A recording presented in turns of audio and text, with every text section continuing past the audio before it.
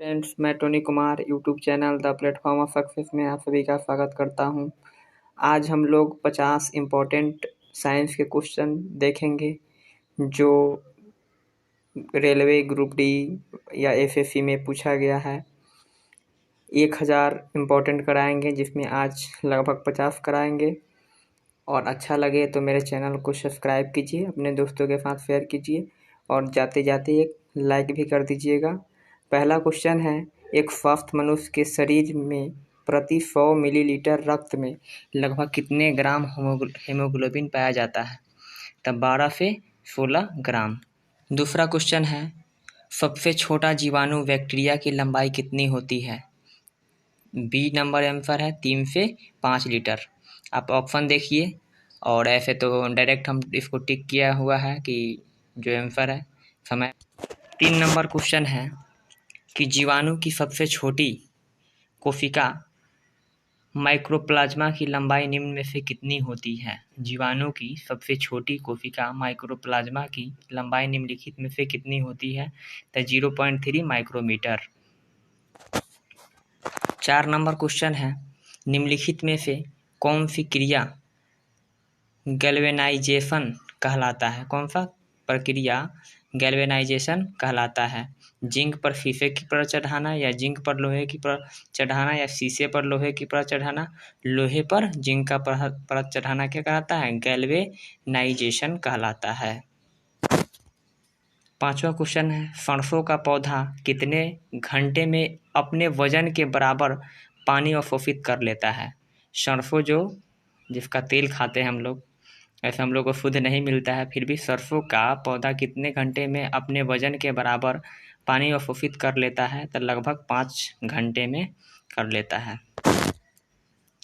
6ठा number है, पृथ्वी को निम्न में से कौन सी परत सूर्य की अल्ट्रावायलेट किरणों से बचाती है? ओजोन परत।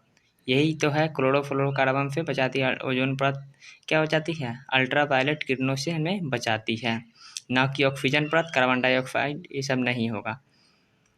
7 नंबर क्वेश्चन है, माचिस की तिल्ली पर निम्न में से किसका मसाला उपयोग किया जाता है? तो फास्फोरस का। किसका? फास्फोरस का। ये तो आप लोग जानते ही होंगे। 8 नंबर है, प्राणियों के वैज्ञानिक नाम लिखने के लिए निम्न में से किस भाषा का प्रयोग किया जाता है?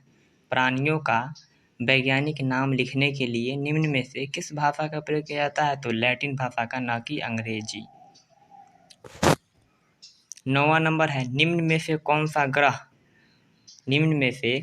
ग्रह हरे रंग का प्रकाश उत्सर्जित करता है? तो वरुण।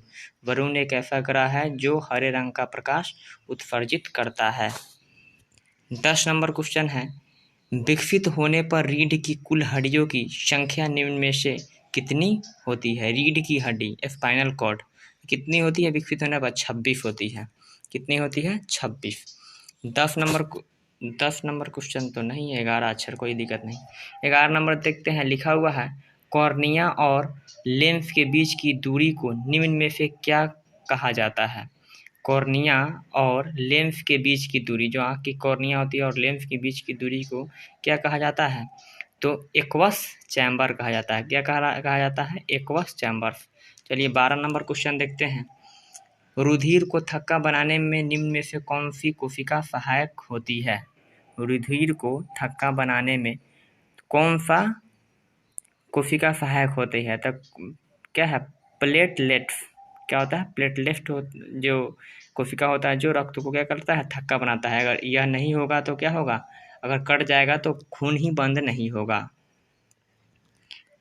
13 नंबर क्वेश्चन है, उच्च रक्तचाप मानव शरीर के कौन से अंगों को प्रभावित करता है? हाई ब्लड प्रेशर शरीर के कौन से अंगों को प्रभावित करता है? तो उपयुक्त दोनों, जैसे कि मस्तिष्क को भी और वृक्क को भी।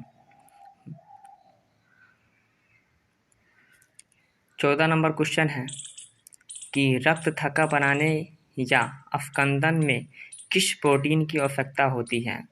रक्त को थक्का बनाने और अफकंदन में किस प्रोटीन की आवश्यकता होती है? तब फाइब्रिनोजेन, इसको याद कर लीजिएगा, या बहुत बार पूछा गया है, फाइब्रिनोजेन। 15 नंबर है, ग्रीन हाउस इफेक्ट के लिए निम्न में से कौन सी गैस प्रभावी होती है? ग्रीन हाउस गैस कौन सा है जो ग्रीन हाउस कौन सा गैस है जो ग्रीन हाउस को इफेक्टिव करता है? तो कार्बन डाइऑक्साइड। 16 नंबर है, पसीने में निम्न में से कौन से पदार्थ होते हैं? पसीना जो होता है निकलता है हमारे शरीर से, इसमें कौन सा पदार्थ होता है? तो यूरिया भी होता है, नमक भी होता है, लैक्टिक अम्ल। नहीं बोलता है कि पसीना नमकीन लगता है, नमक भी होता है, यूरिया भी होता है और लैक्टिक अम्ल भी होता है, अर्थात डी उपयुक्त सभी। 17 नंबर क्वेश्चन है, शरीर के प्रतिरक्षा तंत्र में किस प्रोटीन का उपयोग होता है? शरीर के प्रतिरक्षा तंत्र में जो हमारे सेफ्टी शरीर को देता है, किस प्रोटीन का उपयोग होता है? तो ग्लोबुलिन। क्या? ग्लोबुलिन। 18 नंबर है कि मानव शरीर में आमाशय कितने घंटे तक भोजन का संग्रह कर लेता है? मानव शरीर में आमाशय कितने घंटे तक भोजन का संग्रह कर लेता है? तो 4 से 5, यानी कि 4 से 5 घंटे के बाद आप दोबारा खा सकते हैं। इससे पहले खाइएगा तो क्या होगा, आमाशय में वो रहता है तो पाचन क्रिया, उसके बाद आमाशय से बाहर जाता है 4 से 5 घंटे के बाद जाता है, तो उसके बाद आप खा सकते हैं। ऐसे तो 6 घंटे के बाद ही खाना चाहिए। 19 नंबर है, प्लाज्मा में उपस्थित मुख्य प्रोटीन निम्न में से कौन सी है? प्लाज्मा में जो उपस्थित मुख्य प्रोटीन निम्न में से कौन सी है? तो एल्बुमिन भी है, ग्लोबुलिन भी है और फाइब्रिनोजन भी है, यानी उपयुक्त सभी। प्लाज्मा में उपयुक्त मुख्य प्रोटीन निम्न में से प्लाज्मा माने खून में प्लाज्मा पाया जाता है, प्लाज्मा उपयुक्त सभी हो जाएगा। 20 नंबर है, मेढक अपने भोजन को पचाने में किस अम्ल का उपयोग करता है? हाइड्रोक्लोरिक अम्ल, क्योंकि मानव भी हाइड्रोक्लोरिक अम्ल का उपयोग करता है और मेढक भी। निम्नलिखित में से कौन पानी की शुद्धतम रूप है? निम्नलिखित में से कौन पानी का शुद्धतम रूप है? तो वर्षा का पानी। इसका पीएच क्या होता है? यह शुद्ध होगा तो पीएच क्या होगा? इसको कमेंट में आप लिख के बताइए। 22 नंबर है, निम्नलिखित में से कौन सा तत्व मानव शरीर के विकास के लिए अत्यंत आवश्यक है? विटामिन नहीं रहेगा तो तब ना बोलता है लोग विटामिन ए बी सी, मतलब विटामिन जिसमें सब चीज़ आता है, ए बी सी डी, सूर्य के प्रकाश में विटामिन डी पाया जाता है, ये सब ये तो है, ये है वसा प्रोटीन का, लेकिन विटामिन नहीं होगा तो। 23 नंबर है, कौन सा रक्त समूह सर्वदाता है? मैंने कौन सा रक्त समूह सभी को दे सकता है? कौन सा ब्लड ग्रुप है जो सबको दे सकता है, जो सभी रक्त समूहों को रक्त प्रदान कर सकता है? तो ओ पॉजिटिव कितने लोग बोलते हैं? गलत है, ओ होता है। जिसका ओ होगा वो किसी को भी रक्त दे सकता है। 24 नंबर क्वेश्चन है, निम्नलिखित में से किन किरणों के परिकर्णन से नाभिक के आकार का आकलन किया जा सकता है? तो अल्फा कण। 25 नंबर है, एक समान मनुष्य के आग्नेयाशय में लगभग कितने लैगरहैंस द्वीप होते हैं? कितने लैगरहैंस द्वीप कितने होते हैं? लगभग 10 से 20 लाख। ये इम्पोर्टेंट है, इसको याद कीजिएगा। 27 नंबर है, हम तारों को टिमटिमाते हुए देख पाते हैं, क्या कारण है? प्रकाश का अपवर्तन है कि विवर्तन है कि परावर्तन है? तो प्रकाश के अपवर्तन के कारण ही हम क्या तारे को टिमटिमाते हुए देख पाते हैं। 26 नंबर क्वेश्चन है, अंडे में कौन सा विटामिन लगभग नहीं पाया जाता? अंडा में कौन सा विटामिन नहीं पाया जाता? विटामिन सी नहीं पाया जाता, लगभग मतलब 9 के बराबर पाया जाता है। निम्नलिखित में से कौन सा पदार्थ सबसे अधिक ज्वलनशील होता है? तो नायलॉन सबसे अधिक जलता है। नायलॉन के कपड़ा में देखते हैं कितना जल्दी आग पकड़ लेता है। रुई में तो धीरे धीरे ऊन, रेशम, लेकिन नायलॉन सबसे ज़्यादा इसमें होगा। 28 नंबर है, निम्नलिखित में से ही तो हो गया।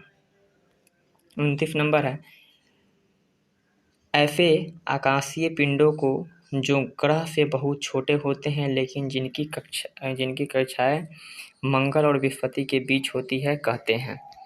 ऐसे आकाशीय पिंड जो ग्रहों से बहुत छोटे होते हैं लेकिन जिनकी कक्षाएं मंगल और बृहस्पति के बीच होती है कहते हैं एस्टेरॉयड्स, याद कर लीजिएगा। 30 नंबर क्वेश्चन है, सूती और ऊनी रेशों में अंतर ज्ञात किया जा सकता है, छूकर, जलाकर या एनओएच की क्रिया करा करके या अन्य कोई प्रक्रिया करा करके। तो जलाकर के सूती और ऊनी में देख सकते हैं।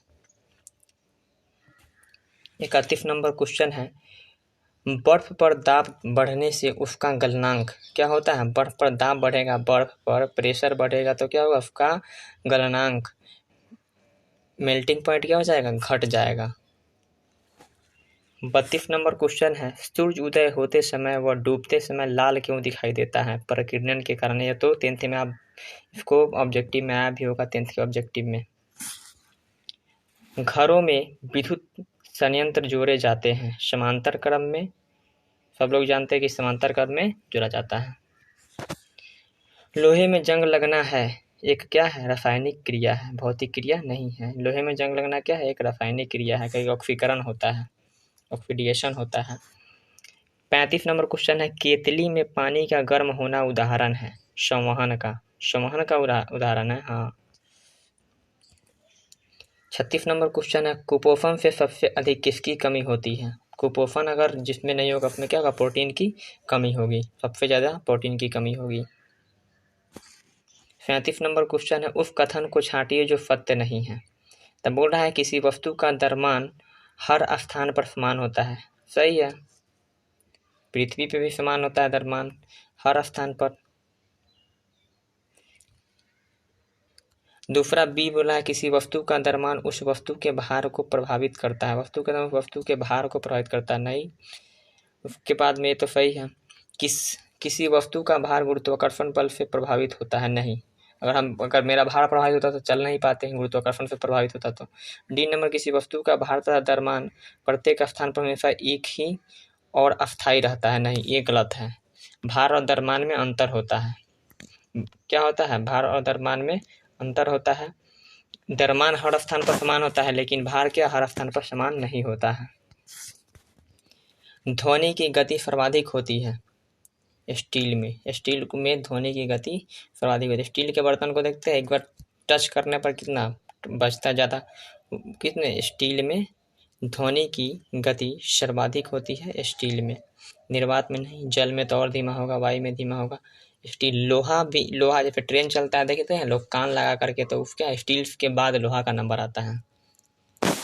39 नंबर क्वेश्चन है, विलेय मैंने सॉल्यूट को विलयन सॉल्यूशन में पृथक किया जा सकता है, मैंने विलेय को विलयन में से पृथक किया जा सकता है वाष्पीकरण द्वारा। जैसे नमक और पानी को क्या कर सकते हैं, वाष्पीकरण द्वारा उसको पृथक किया जा सकता है। पानी उड़ जाएगा या उसको गर्म करके पानी उड़ा देंगे, नमक बच जाएगा।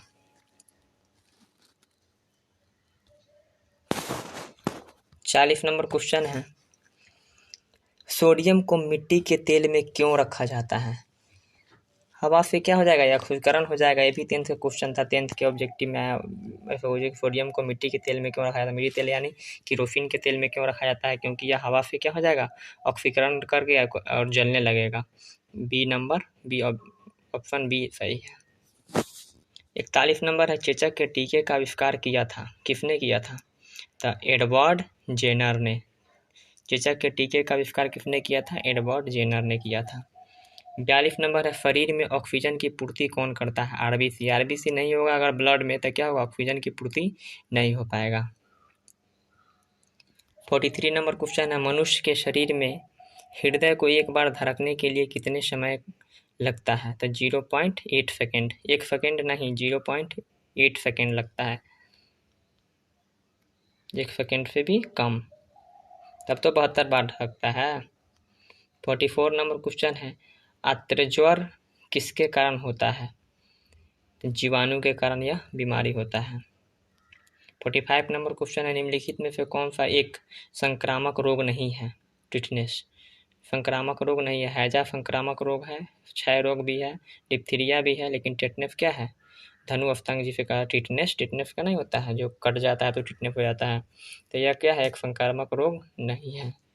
46 नंबर क्वेश्चन है, सूक्ष्म सेल में एनोड में क्या होता है। सूक्ष्म शुष्क सेल की एनोड में क्या होता है? जस्ता। बताइए एनोड क्या, एनोड इसमें क्या पॉजिटिव नेगेटिव है, इसको देखिएगा, थ्योरी को समझ में आएगा बढ़िया से।